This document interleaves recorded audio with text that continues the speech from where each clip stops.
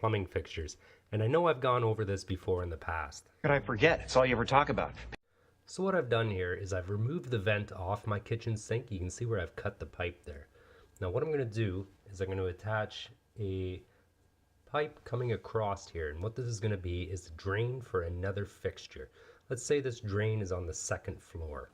In this case, I'll just put it above the kitchen sink, and what that's going to show us is what happens when you put a plumbing fixture above a plumbing fixture without venting it properly. Proper fucked.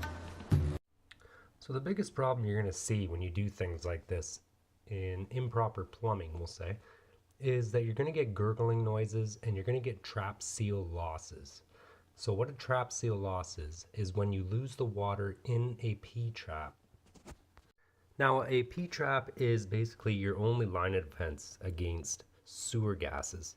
So you can see here I've got a P-trap on, which is going to simulate, let's say, a vanity sink that's plumbed in above. So what I'll do is I'll fill the kitchen sink up and we'll see what happens. And then one day it exploded and it killed everyone.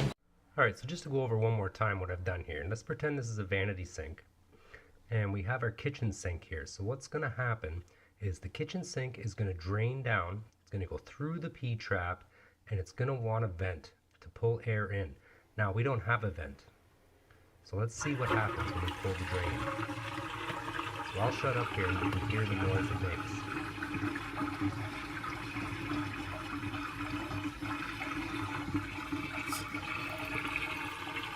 You see how it pulled all the water out of the P-trap. And what that's going to do is it's going to allow sewer gases in. And it's also going to, anytime you hear that gurgling noise, you basically have sewer gases coming into your house after it's drained, because there is no water in the P-trap. Thanks for watching. Oh, thank God.